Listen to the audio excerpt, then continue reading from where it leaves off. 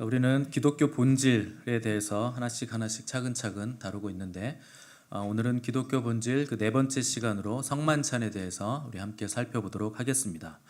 이 역사적으로 개신교가 성만찬을 등한시 여길 때는 여지없이 타락하는 모습을 보일 정도로 이 성만찬은 기독교 신앙에 있어서 매우 중요한 의미를 가지고 있습니다. 그런데 성만찬에 참여하는 우리의 자세는 좀 어린아이와 같은 모습이 많이 있습니다. 도대체 내가 어떻게 참여해야 되는가? 지금 내 감정은 어떤 감정이어야 되는가? 이런 것들에 대해서 잘 판단을 못하고 좀 혼돈을 가지게 되는 것이 사실입니다. 어떤 사람들은 성찬식을 할 때 우는 사람이 있는 반면 어떤 사람은 또 기뻐하는 사람도 있고 여러 가지 모습들을 보이기 때문에 잘 모르는 사람들은 헷갈리게 마련입니다. 그러니까 성찬식을 할 때 우리는 매우 감정적이 되기가 쉽습니다. 뭔가 슬퍼야 될 것 같고 울어야 될 것 같기 때문에 그렇습니다. 뭔가 이상스러운 감정이 생겨나야만 할 것 같은 느낌도 생기기도 합니다. 왜 그런 각각의 반응들이 생기는가? 우리가 성만찬의 정확한 의미를 잘 모르기 때문에 우리가 우왕좌왕하는 것입니다. 제자들도 주님과 함께 지금 이 본문의 유월절 만찬을 할 때 이 만찬의 의미를 잘 몰랐습니다. 그래서 레오나르도 다빈치라고 하는 아주 천재적인 화가가 그의 작품 중에 가장 뛰어난 작품으로 남긴 것이 최후의 만찬입니다. 그림 잠깐 보실까요? 네, 흔히 아시는 그림이죠. 이게 최후의 만찬인데 가운데 계신 분은 누구이신지 아시겠죠? 당연히 예수님이십니다. 그 옆에 여러분이 보시기엔 왼쪽이죠. 왼쪽에 조금 예쁘장하게 생기신 분이 있는데 항상 예수님의 품에 안겼던 사도 요한을 레오나르도 다빈치가 조금 예쁘장하게 그려서 저게 뭐 마리아가 아니냐 뭐 이런 얘기들이 있는데 그냥 사도 요한입니다. 그 옆에 머리 하얀 분이 보이시나요? 네, 그 다음 그림 한번 넘겨봐 주시겠습니까? 안 보이실까봐 제가 확대를 했습니다. 머리 하얀 분이 예쁘장하게 생긴 사도 요한 옆에 머리 하얀 분이 베드로입니다. 그분의 손을 잘 보십시오. 뒤쪽에 칼을 가지고 있죠. 그 칼이 대제사장의 그 말고의 그 종, 말고의 귀를 잘랐던 그 칼을 형상화해 놓은 칼입니다. 그러니까 베드로의 다혈질을 저렇게 칼로 표현을 해 놓은 것입니다. 그 옆에 갈색 머리에 갈색 턱수염이 있는 돈주머니라고 써 있죠. 그 손에 쥐고 있는 게 지금 돈주머니입니다. 지금 가룟 유다가 지금 베드로 옆에 저렇게 그려져 있습니다. 잘 보시면 가룟 유다 돈주머니를 쥔 손 앞에 소금 병이 지금 엎어져 있는 것을 볼 수 있고 소금이 지금 쏟아진 것을 볼 수 있을 겁니다. 보이시나요? 네.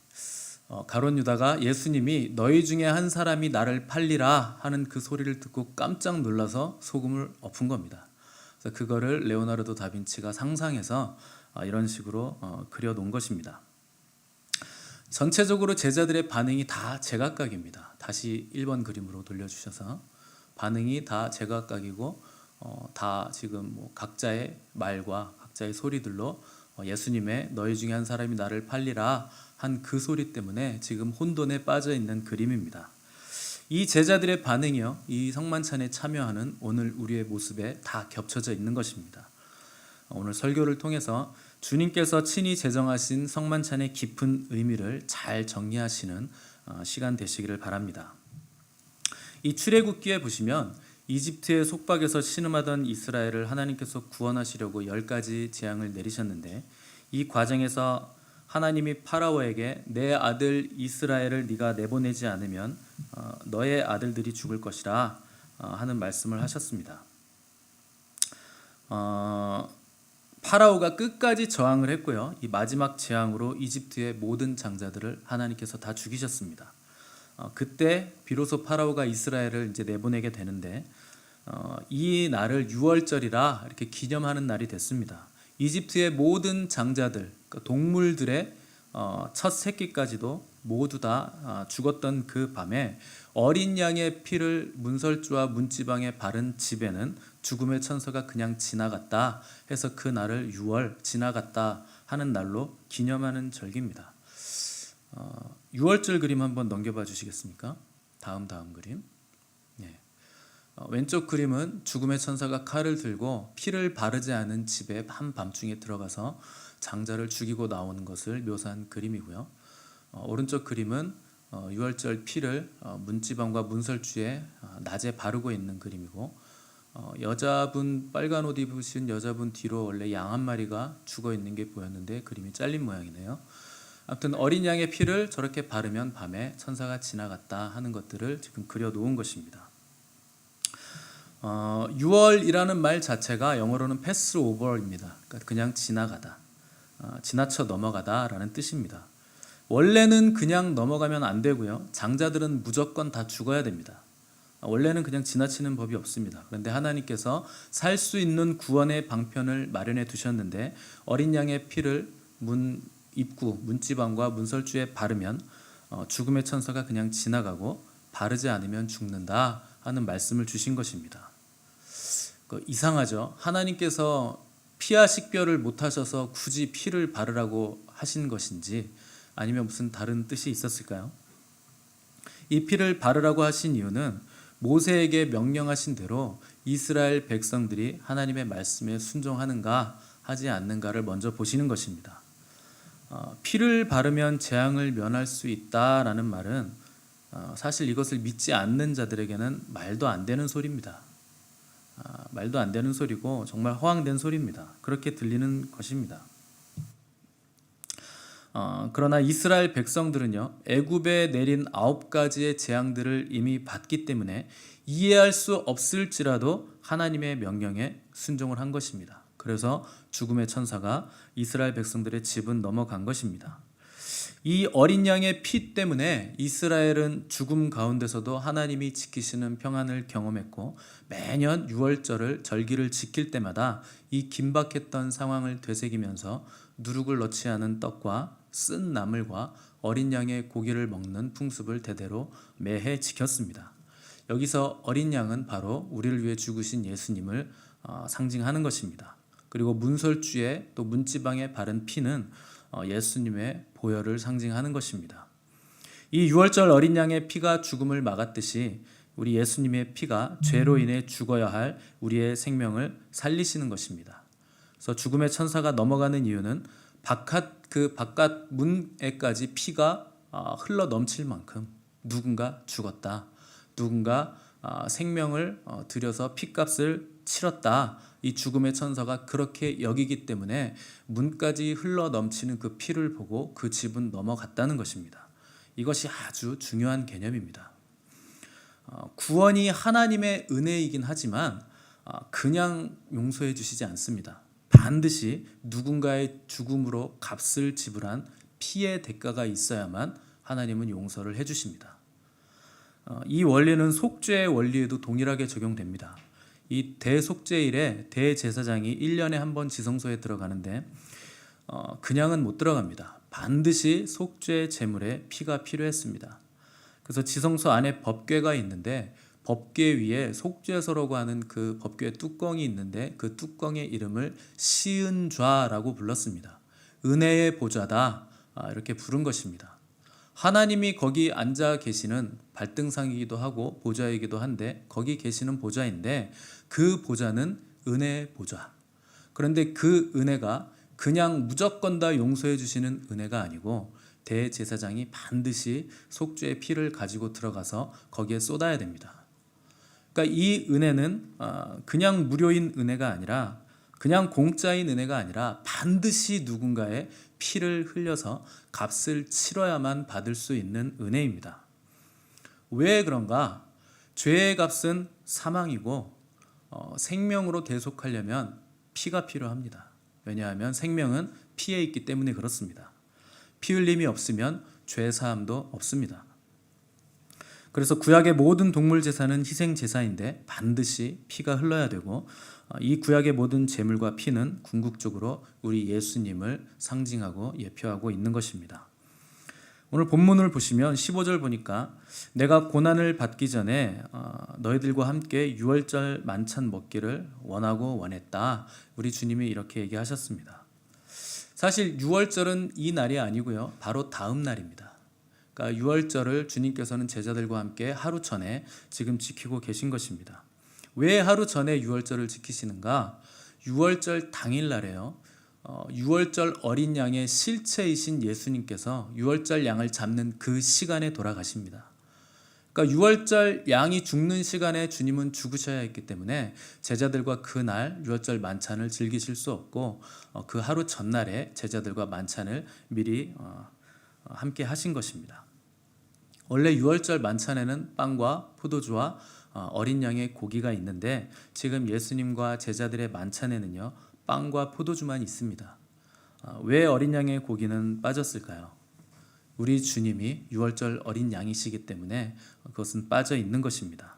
다음날 오후 3시에 진짜 유월절 양이신 예수님께서 직접 유월절 어린 양이 되셔서 온 세상의 죄를 담당하시고 죽으실 것이기 때문에 지금 제자들과의 만찬에는 유월절 고기가 어린 양 고기가 빠져 있는 것입니다. 우리 본문 8절과 9절을 다 함께 한번 읽어보겠습니다. 8절 9절 시작. 예수께서 베드로와 요한을 보내시며 우리로 먹게 하라. 여짜오되 어디서 준비하기를 원하시나이까. 예수님이 이 유월절을 얼마나 중요하게 여기셨는지 모릅니다. 이것이 너무나 중요했기 때문에 그냥 보내지 않으시고 제자들을 보내서 유월절 만찬을 준비하게 하셨는데 누구를 보냈는가? 가장 수제자였던 베드로와 요한을 보내셨습니다. 가장 뛰어난 제자를 보내서 유월절 만찬을 준비시키실 만큼 중요하게 여기신 것입니다. 그런데 이 준비 과정이요 아주 독특합니다. 유월절은요 유대인의 가장 큰 3가지 절기 중에서도 가장 중요한 명절입니다. 이 때가 되면 전 세계에 흩어져 사는 유대인들, 이제 디아스포라 유대인이라고 부르는데 본국에 있지 않고 전 세계 각국에 퍼져나간 유대인들이 다 예루살렘 성으로 들어옵니다. 이 유월절을 한 달 동안 지키기 위해서 모두 다 예루살렘에 들어와서 숙소를 잡고 여관에 들어가서 방을 잡고 그래서 예루살렘 성은 이때 수백만의 사람들로 바글바글 거릴 정도로 굉장히 혼란스러운 기간이기도 합니다. 우리가 추석 명절 전에 시장 가시면 사람 엄청 많잖아요. 그런 것과 비슷한 겁니다. 그냥 거리 자체가 그 시장통인 것처럼 사람이 엄청 많은 시즌이 바로 유월절이고 여관이나 호텔이나 뭐든지 막론하고 숙박업체에는 방이 없는 때가 바로 이때입니다.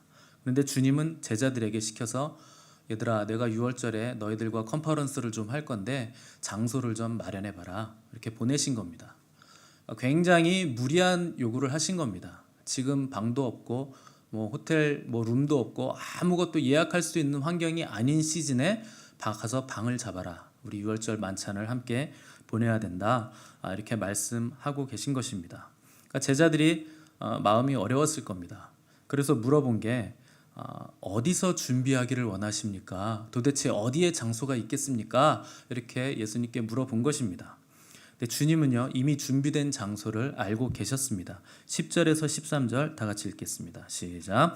이르시되 보라 너희가 성내로 들어가면 물 한 동이를 가지고 가는 사람을 만나리니 그가 들어가는 집으로 따라 들어가서 그 집 주인에게 이르되 선생님이 내게 하는 말씀이 내가 내 제자들과 함께 유월절을 먹을 객실이 어디 있느냐 하시더라 하라.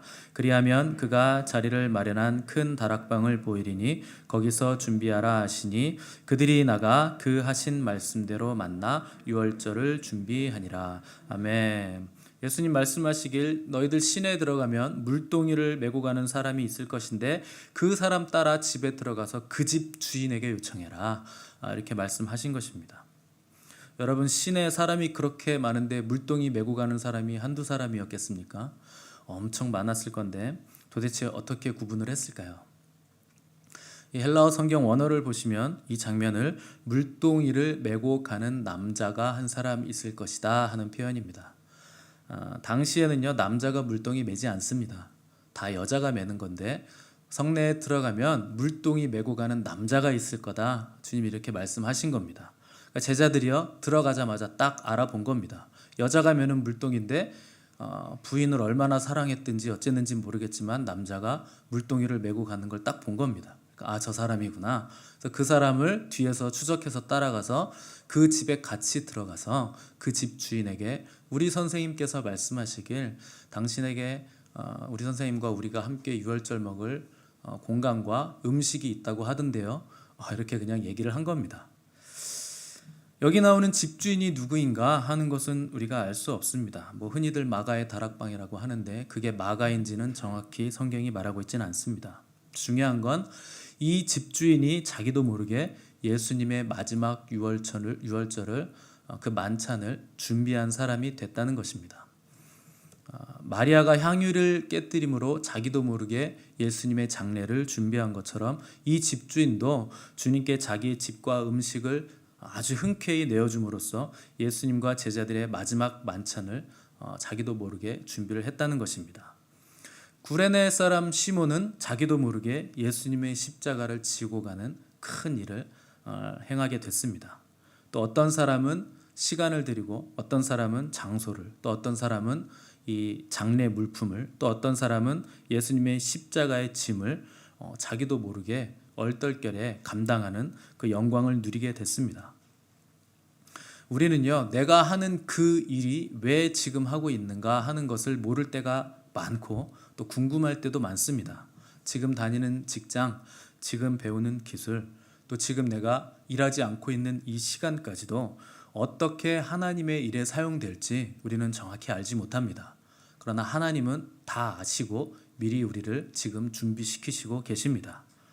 때가 되면 에스더가 왕후의 자리에 오른 것이 이때를 위함이 아닌지 누가 알겠느냐, 이렇게 했던 것처럼 결정적일 때 하나님의 사람들은 하나님의 섭리에 의해서 쓰임을 받게 되는 것입니다. 하나님께서 만약 우리에게 재물을 넉넉히 주신다, 그러면 그 돈으로 부동산 투기하거나 비트코인에 투자하거나 이런 거 하라고 주시는 게 아니고 하나님의 일에 쓰라고 주시는 것입니다. 남이 갖지 않은 재능을 가지고 있거나 남이 없는 지식이 있거나 남이 없는 것을 볼 수 있는 사람은요, 하나님의 영광을 위해서 하나님께서 쓰라고 주신 것입니다. 때가 되면 그 모든 자원들이 하나님의 일에 쓰임 받을 수 있도록 잘 관리하시고 준비하는 자세들을 우리가 가지고 있어야 됩니다. 여러분들 주님 일하시고 주님의 일을 하기 위해서 쓰임 받는 것에 몸을 사리지 않으시기를 바랍니다. 여러분, 가진 것 아까워하다가 썩어 없어지는 것보다 쓰임 받아서 닳아 없어지는 삶이 훨씬 더 복된 삶입니다. 14절 보니까 때가 이름에 예수께서 사도들과 함께 앉으셨다 했는데, 이때 예수님은 기독교의 핵심적인 성례인 성만찬을 제정하시려는 때가 바로 이때입니다. 예수님은 교회를 먼저 직접 제정하셨고 그 다음에 성만찬을 직접 제정하셨습니다. 주님이 제자들과 함께 지킨 이 유월절이요, 역사적으로 기독교에 있어서는 마지막 유월절입니다. 이때 이후부터 이제는 유월절이 없어지고 이때부터는 성만찬으로 유월절을 대신하게 되는 것입니다. 그만큼 유월절을 대체할 만큼 성만찬은 아주 중요한 의미를 담고 있습니다. 성만찬의 첫 번째 의미는 예수님의 십자가 고난과 죽음을 상징하는 것입니다. 우리 고린도전서 11장 26절 다 같이 읽겠습니다. 시작. 너희가 이 떡을 먹으며 이 잔을 마실 때마다 주의 죽으심을 그가 오실 때까지 전하는 것이니라. 아멘. 떡을 떼고 포도주를 마시는 것은 우리 주님의 찢어진 몸 그리고 흘린 피를 상징하고 우리가 기념하는 것입니다. 저희가 송구영신 예배 때 처음으로 성만찬을 제가 같이 했는데 제가 빵을 위로 들고서 이렇게 찢었죠. 그 예수님의 몸이 깨어지고 찢어지는 것을 상징화하는 것입니다. 그리고 교회사를 보면 주님의 죽으심이 부인되거나 부정확하게 오용됐던 때가 굉장히 많습니다. 그러나 강단에서 선포하는 메시지는 변질될 수 있을지라도 주님이 직접 제정하신 이 성만찬만은 여전히 주님의 죽으심과 그분의 피 흘리심을 선언하고 선포하고 전파하는 일을 하고 있는 것입니다. 예수 그리스도의 죽음이 사라진 변질된 교회와 변질된 강단의 빈자리를 성만찬이 메꿔준다는 것입니다. 그래서 우리 신앙의 선배들, 특별히 개혁주의 신앙의 선배들은 설교는 보이지 않는 말씀이고 성례는 보이는 말씀이다, 이렇게 표현을 했습니다. 설교는 보이지 않는 말씀이고 성례는 보이는 말씀이라 이렇게 표현했습니다. 그래서 성만찬은요, 귀로 듣는 말씀이 아니고 눈으로 보는 말씀입니다. 성만찬에서 우리는 빵을 찢어서 포도주와 함께 먹고 마시는데 우리가 눈으로 그 말씀을 보는 것이고 또 미각으로 말씀을 우리가 느끼는 것입니다. 우리의 모든 감각을 다 동원해서 말씀을 느끼는 것, 그것이 바로 성만찬입니다. 이 동방교회에서는 이 성만찬을, 이 성례들을 신비라고 불렀습니다. 무슨 마술 같은 신비가 아니고 감추어져 있던 것이 눈으로 볼 수 있고 우리가 느낄 수 있게 드러난다 해서 감추어졌던 신비가 드러난다라고 표현을 한 것입니다. 이 기독교의 신비, 성경에 감추어져 있던 하나님의 비밀, 그 하나님의 뜻이 그리스도를 통해서 온 세상 가운데 드러났다 하는 표현이 기독교의 신비라 하는 것입니다. 그래서 성만찬은 그리스도를 통해 드러난 구원의 신비를 우리에게 눈에 볼 수 있게, 또 우리가 만질 수 있게, 느낄 수 있게 잘 드러내고 증거해 주는 것이 바로 성만찬입니다. 자, 두 번째로 18절 보시면 주님께서 유월절 음식을 다시 먹거나 포도나무 열매에서 난 것은 절대로 마시지 않겠다 이런 말씀을 하셨습니다. 이 말씀은 무슨 뜻인가? 이제 진정한 유월절이 어디에서 이루어지냐 하면 하늘에서 이루어지는 때가 온다는 것입니다. 보혈의 능력으로 구원받은 하나님의 백성들은 이 어린 양의 혼인 잔치에 참여하게 될 것입니다. 그때는 우리가 하나님 앞에서 아주 크게 기뻐하고 이 진정한 유월절 잔치에 참여하게 되는 때입니다. 그래서 이 땅의 상황이 아무리 절망적일지라도 우리가 성만찬을 할 때마다 어린 양의 혼인 잔치가 열리는 그날을 바라보며 기다리고 기대함으로 우리가 기다릴 수 있는 것입니다. 세 번째 성만찬의 의미는 감사입니다. 감사. 우리 17절과 19절 보니까 예수님이 잔과 떡을 가지시고 감사 기도를 드리셨다 하는 표현이 나오고 있습니다. 감사는 하나님이 주신 은혜를 은혜라고 선포하는 것입니다. 인정하는 것입니다. 여러분, 누가 나에게 깜짝 선물을 준다고 하시면 여러분 어떻게 감사를 표현하시겠습니까? 뭐 볼펜을 하나, 이렇게 좋은 걸 하나 사주면 너무 고맙다, 감사하다 이렇게 표현하시겠죠. 혹시 누가 여러분에게 자동차를 한 대 선물하시면 그때는 어떻게 감사를 표현할 수 있을까요? 너무 감사해요. 이러고 끝날까요? 훨씬 더 감사를 많이 표현할 겁니다. 여러분, 누가 내가 죽어야 되는데 나 대신 죽어준다고 하면 여러분 어떻게 감사를 표현하시겠습니까? 이 성만찬은요, 우리를 위해 대신 죽으시고 우리에게 영원한 생명을 주신 예수님께 감사를 표하는 의미가 있습니다. 감사하는 것입니다. 막연하게 분위기를 타거나 막연하게 감상적인 눈물을 흘리는 것이 아닙니다. 우리 하나님께서 내가 죽었으면 죽었지 내가 너 죽는 꼴은 못 보겠다 하시면서 날 위해서 대신 죽어주신 그 사랑, 그 은혜에 감사하는 자리가 바로 이 성만찬의 자리입니다. 네 번째로 성만찬의 의미는 공동체의 의미가 있습니다. 17절 보시면 이것을 갖다가 너희끼리 나누라 이렇게 말씀하신 것을 볼 수 있습니다. 여기서 이것이란 예수님의 살과 예수님의 피를 의미하는 것입니다. 예수님의 살과 피를 나눈 사람들이 교회 공동체임을 우리가 기억하는 시간이 바로 성만찬 시간입니다.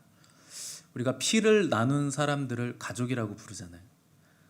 우리는 인간의 피가 아니고 존귀하시고 영원하신 예수님의 피를 함께 나눈 사람들입니다. 그러므로 성만찬을 할 때마다 예수님의 피로 우리가 한 가족 되었다, 우리가 하나이다 하는 것을 반드시 기억하라는 것입니다. 교회는요, 성격 좋은 사람이 아무도 없습니다. 여러분, 만만한 사람이 있습니까? 교회에? 한 사람이라도? 쟤는 우리가 그냥 편하게 할 수 있어. 만만한 사람 하나도 없습니다. 다요 강하고요, 다 자기 개성이 있습니다. 표현하느냐 표현하지 않느냐일 뿐이지 강하게 표현하는 사람은 그냥 강하게 보이는 것뿐이죠. 다 똑같습니다. 하나 되기 제일 어려운 사람들, 무슨 일을 해도요, 교회에서 뭐 공사한다고 하면요, 사람들이 안 하려 그래요. 제가 사업을 해봤으니까 잘 알죠. 여러 사람 만나봤으니까. 이거 우리 교회에서 할 건데 이거 해주실 수 있어요? 그러면 교회는 좀 그런데. 왜 그럴까요? 사공이 너무 많습니다. 일단 와가지고 다 한마디씩 하고 가는 거야. 이거 이렇게 하는 게 난데 왜 이렇게 하지? 저 사람이 오면 또 이거보다 저게 난데. 만만한 사람 하나도 없고 하나 되기 가장 어려운 곳, 그것이 바로 교회입니다. 그래서요, 교회의 하나됨은 대화를 많이 하고 뭐 서로 잘 알고 이렇게 해서 근본적으로 되는 게 아닙니다. 우리가 예수 그리스도의 살과 피를 함께 나눈 사람들이다 하는 인식이 있을 때 비로소 우리가 하나 될 수 있는 것입니다. 그때 비로소 우리는 용서해 줄 수 있고 용납해 줄 수 있고 한마디라도 내가 튀어나오는 말을 꿀꺽 삼킬 수 있는 것입니다. 우리가 한 공동체요, 한 가족이기 때문에 그렇습니다. 우리가 주님의 살과 피의 희생으로 하나가 되었다. 내가 잘나서거나 다른 사람들보다 뛰어나서가 아니라 주님이 살과 피를 흘리셔서 우리에게 희생하셔서 우리가 하나 되었고 내가 이렇게 살아서 다닐 수 있는 것이다. 이것을 깨닫고 깊이 묵상하는 시간이 바로 성만찬하는 시간입니다. 예수님이 아무에게나 성만찬을 허락해 주신 것이 아닙니다. 함께 삶을 나눈 제자들에게 이것을 가져다가 나누라고 하셨지, 나가서 세상 사람 아무하고나 이거 같이 나눠라 이렇게 우리에게 말씀하시지 않았습니다. 주님은요, 우리가 한 가족으로 서로 사랑하고 섬기기를 원하셨습니다. 이 원래 포도주도 큰 잔 하나를 나누어 마시는 것이거든요. 이게 하나됨을 상징하기 때문에 그렇습니다. 성만찬을 한다는 것은 우리가 하나 되어 한 공동체로 서로 섬기며 살겠다 하는 것을 서약하는 것입니다.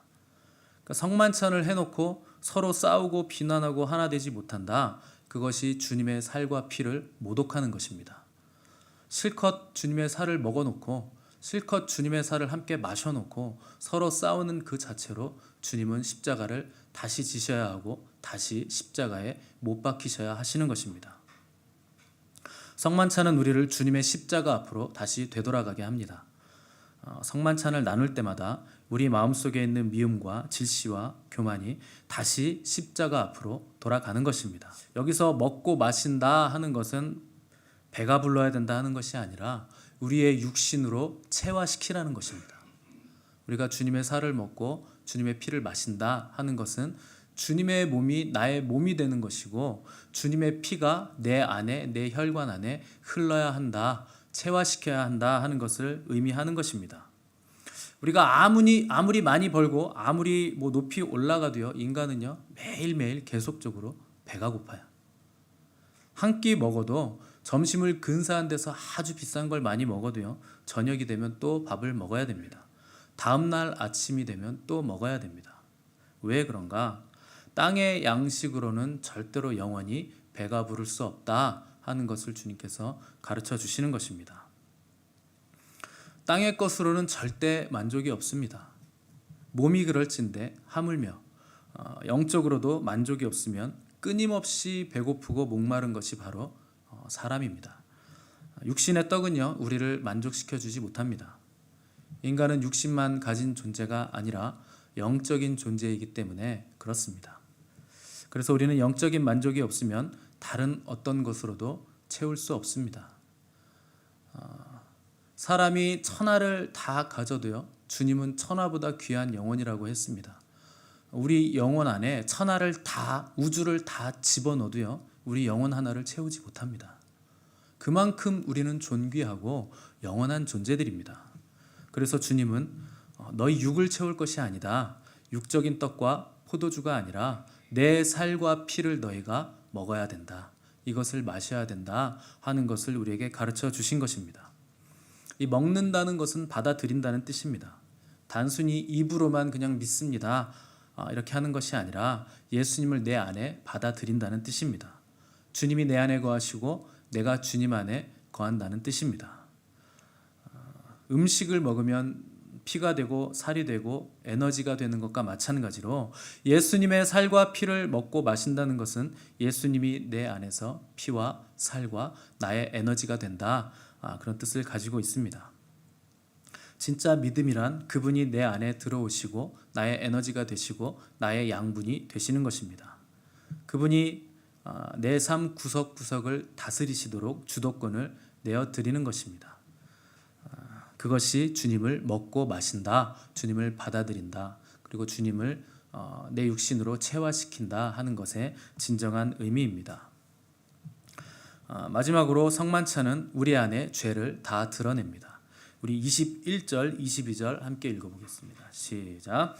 그러나 보라, 나를 파는 자의 손이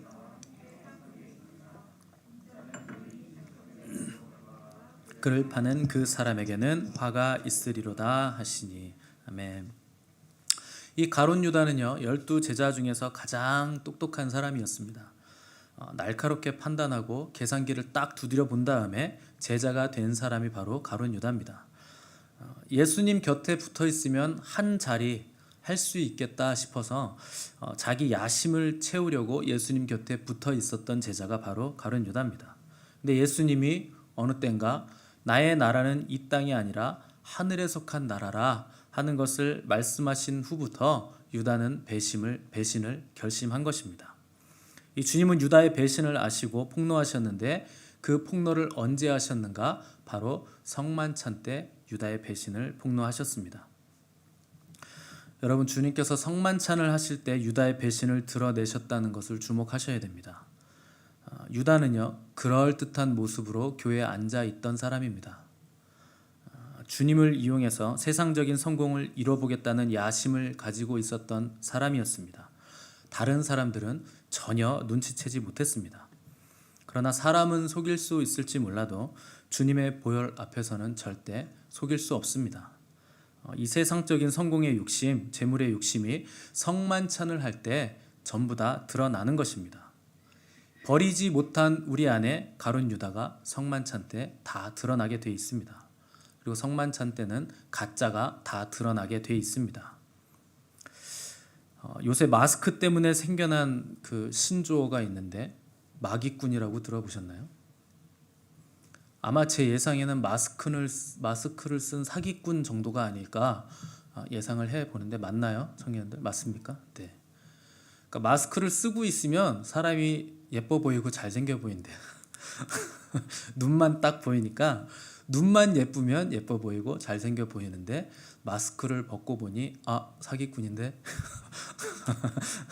그래서 마기꾼이라고 부른답니다. 근데 여러분, 혹시 우리가 영적인 마기꾼은 아닙니까?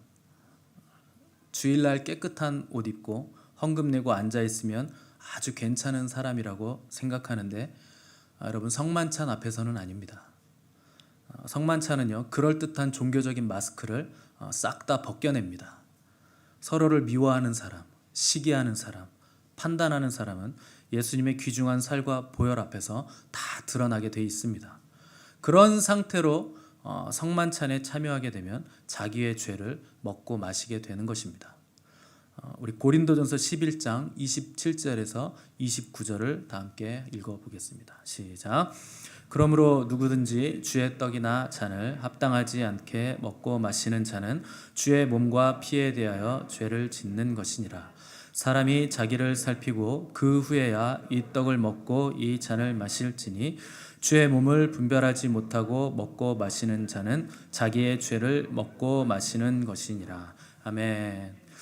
우리가 성만찬을 할 때는 자신을 깊이 묵상하고 돌아보셔야 됩니다.